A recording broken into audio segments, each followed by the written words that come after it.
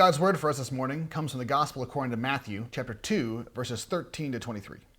Listen for the word of the Lord. When they had gone, an angel of the Lord appeared to Joseph in a dream. "Get up," he said, "take the child and his mother and escape to Egypt. Stay there until I tell you, for Herod is going to search for the child to kill him." So he got up, took the child and his mother during the night, and left for Egypt, where he stayed until the death of Herod. And so it was fulfilled what the Lord had said to the prophet, "Out of Egypt I called my son." When Herod realized that he had been outwitted by the Magi, he was furious, and he gave orders to kill all the boys in Bethlehem and its vicinity who were 2 years old and under, in accordance with the time he had learned from the Magi. Then what was said through the prophet Jeremiah was fulfilled. "A voice is heard in Ramah, weeping in great mourning, Rachel weeping for her children and refusing to be comforted because they are no more." After Herod died, an angel of the Lord appeared in a dream to Joseph in Egypt and said, "Get up, take the child and his mother and go to the land of Israel, for those who were trying to take the child's life are dead." So he got up, took the child and his mother and went to the land of Israel. But when he heard that Archelaus was reigning in Judah in place of his father, Herod, he was afraid to go there. Having been warned in a dream, he withdrew to the district of Galilee, and he went and lived in a town called Nazareth. So was fulfilled what it was said through the prophets, that he would be called a Nazarene. The word of God for the people of God. I have mentioned before that I have, over the last few years, gotten deeply interested in movies, and especially in exploring foreign films as much as I can. I had heard of a handful of famous foreign directors, but there was one director in particular that I'd never heard of, but is one of the most responsible for my interest in foreign film because his films are unlike anything that I had ever seen. Around Christmas time a few years ago, I stumbled on information about a series of movies that came out in the early 90s called the Three Colors Trilogy by a Polish director named Krzysztof Kieślowski. I had never heard of either the movies or the director, but what I read about them both intrigued me. I got the trilogy and I watched it, and I was struck by how good they were. What I noticed as I was reading up on the things, that whenever anyone would write about Kieślowski, they would mention the Three Colors Trilogy, but it was always overshadowed by another series he did called Decalogue. Now that caught my attention because Decalogue is the Greek word for the Ten Commandments. Clearly there was some connection, in one way or another, with those commandments. Well, it turns out that Decalogue is a series of 10 one-hour movies, each of which is, in one way or another, referring to and exploring one or more of the Ten Commandments. The problem was, it wasn't super available, and the copies I could find at first were all really expensive.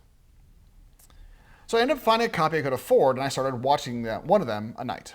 It was a strange but beautiful experience. The movies were very low budget. They were made for Polish television in the 80s, but they were prevented from actually being shown in Poland for several years by the Soviet government. And yet, I found myself getting caught up in them in ways I hadn't expected. If I were to try to briefly explain the whole point of these films, I would say that they are a series of deeply ethical movies. But I would hate that explanation, because if you described movies that way to me, I would definitely not want to watch them. And the reason is that most movies I have seen that have a strong ethical push to them are heavy-handed, and they aren't really about having an ethical dilemma. They're usually about situations where there's a choice. It is clearly right, though it's difficult, and a choice that is clearly wrong, although it's easy, and the only question is whether the main character has the strength of will and determination to choose the right and reject the wrong. By contrast, Decalogue often explores decisions where it's not totally clear which is the right choice. Let me give you an example. In one, there's a woman who lives in the same apartment complex as a doctor, and she routinely follows him as he comes and goes. And he finally asks her why she's following him, and she tells him that her husband is the doctor's patient and he's very sick. The doctor realizes who she's talking about and agrees with her that her husband is dangerously ill. She asks the doctor if her husband's going to die, and the doctor refuses to answer the question because it feels to him, a Christian, too much like passing a death sentence. After all, he says he's had patients who were worse off than her husband who have pulled through, and patients that were not as bad off as him who have died. Well, that doesn't satisfy her, and she continues to follow him from time to time. And eventually she visits him at the hospital, and he gets a chance to ask her why she is so determined to get him to make a pronouncement on her husband. She explains that the reason is because she's discovered that for a long time of struggling, she is finally pregnant, but that is not her husband's baby. She knows this may be her only chance to become a mother this way, so if her husband is going to die, she's going to keep the baby, but if he's going to live, she's going to get an abortion. In my opinion, That's the kind of situation that's much more like the difficult ethical decisions that we need to make in our own lives. It isn't that there's one choice that's clearly the right one and we just have to work ourselves up to choose it and live with the consequences. There are times when it feels like what might be the right choice is absolutely full of bad consequences. And what feels like it might be the wrong choice has a bunch of good consequences. If you had to choose between something that felt right but led to a great deal of suffering and anguish, or something that felt wrong but led to peace and happiness for everyone involved, what would you choose? Even if that choice feels easy in the abstract, when those kinds of choices end up in our real lives, it's always hard.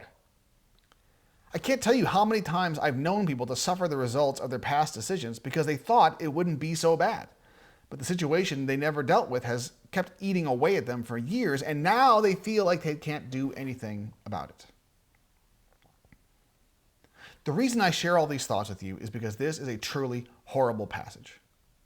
Herod the king told the wise men to tell him where the Messiah was so he could go and honor him. Never found out exactly who he was, but knew enough to take another approach. He knew where this child lived, Bethlehem, and he knew how long ago the star appeared, somewhere around 2 years before. He may not know which male child under the age of 2 the Messiah was, but if he had them all killed, he would get the job done. It was a horrible course of action. For many of us, to think much about it simply makes our hearts hurt. On the one hand, we're glad for what God has done. God has come to be with us. We know what's going to happen down the road because it's all in the past from our place in history. But on the other hand, we grieve what seems to have been required. It's enough to make you wonder whether God couldn't have found a way to come among us without the destruction. I don't know if there was another way.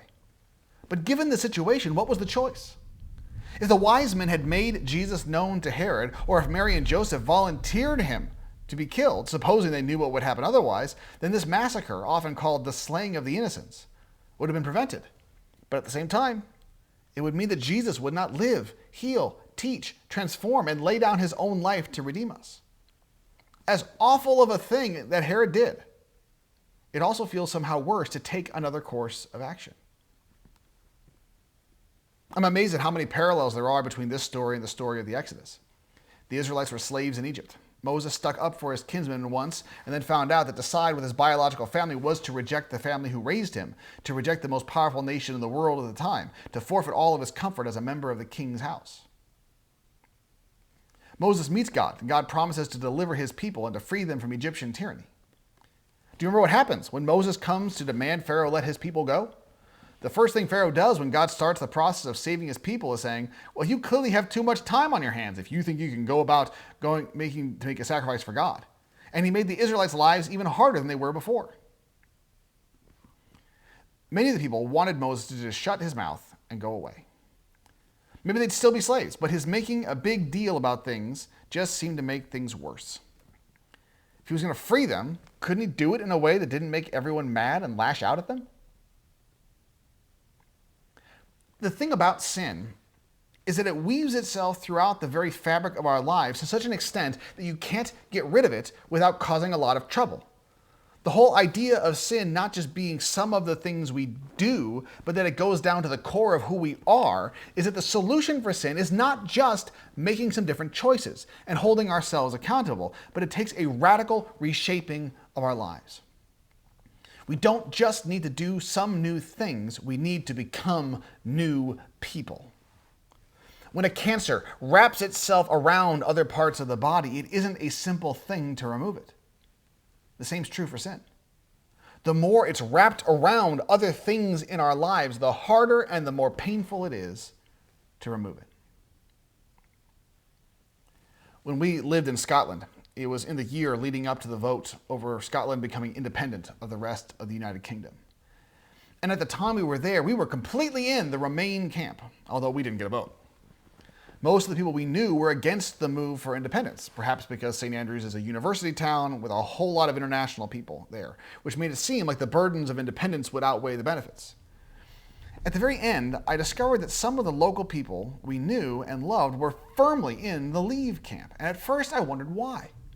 There are all kinds of economic and social reasons to remain. If Scotland went independent, there would be a huge amount of struggling in the years to come. Started to realize, though, that all the arguments I could make against Scottish independence could easily have been made against American independence in the 18th century. In fact, I had read arguments made by Englishmen during the Revolutionary War that sounded exactly like the anti-independence arguments that were being made about Scotland. And I started to realize that those who wanted independence weren't worried about what the economy would look like over the next 10 years. They were concerned about what their country would look like in 200 years or more. They had a bigger picture in mind, and it shaped the way they made decisions. We often have to make hard decisions, but we frequently make the choice that will end up with an easier life tomorrow without too much thought as to what life will be like over the long haul. We want to leave things better for our children than they were for us, but sometimes it's hard to do that when we find ourselves having to choose between the better choice for the generations to come that will make things difficult for us, either economically or socially, today, or one that will make our lives more comfortable today, even if our children and grandchildren have to pay for it instead. The coming of Christ was not a simple decision. It was not one that had no cost. It not only cost God greatly, because it took the God of the universe coming among us to live as one of us and one with us, beginning as a newborn baby. It also cost humanity. There were innocent victims that suffered because of it. It's a bit like Passover. God wanted his people released. He wanted Egypt to no longer oppress the people. He gave Pharaoh many chances. If there was a willingness to do the right thing at the beginning, it could have been far less painful. I know there's a question about how much of Pharaoh's refusal to let the people go was his own idea and how much of it was God intervening so he could do bigger and bigger miracles. But there's no question that if God allowed Pharaoh to continue down his destructive path, he didn't force him to go down it in the first place. If Pharaoh had relented early on, it would have been relatively painless. Of course, it'll only be relatively painless, because Egypt would still have to learn how to live without slave labor. In fact, the proper time to do the right thing was way back before Egypt enslaved the Israelites in the first place. Every year that goes by and people continue to make sinful choices, and every year we go on our merry way accepting ongoing serious sin in our lives and our communities makes it harder to do the right thing. If we practice sin, the practice will do the same thing that practice always does. It will get easier and we will get better at it. If we have spent our lives practicing sin, it means that when God finally breaks through, we will have consequences that seem tragic, but they are consequences we could have avoided if we practiced righteousness instead. The slaying of the innocents was a tragedy. It ought not to have happened. But it is not, in the end, God's fault, even though it was the act of God that led to it. If Herod had done the right thing, it wouldn't have had to have happened. If the people had been paying attention to what God was doing in their midst, it wouldn't have had to have happened. If the people had not been practicing the idolatry of wanting to be just like the surrounding nations, it never would have to have happened. As we lament the damage along the sidelines of what God is doing, let us remember that if we suffer when God moves in our lives, it's a suffering that's self-inflicted, either because of our own choices or else the choices of other people. The fact that we might suffer because we, as individuals or as a community, have chosen sin over God must not blind us to the fact that we desperately need God to move in our midst, and we need to listen and pay attention so that we recognize it when it happens. Let us commit to doing the right thing, even when it's hard, so that we can avoid heartache and suffering for both ourselves and for those who come after us. Let us pray.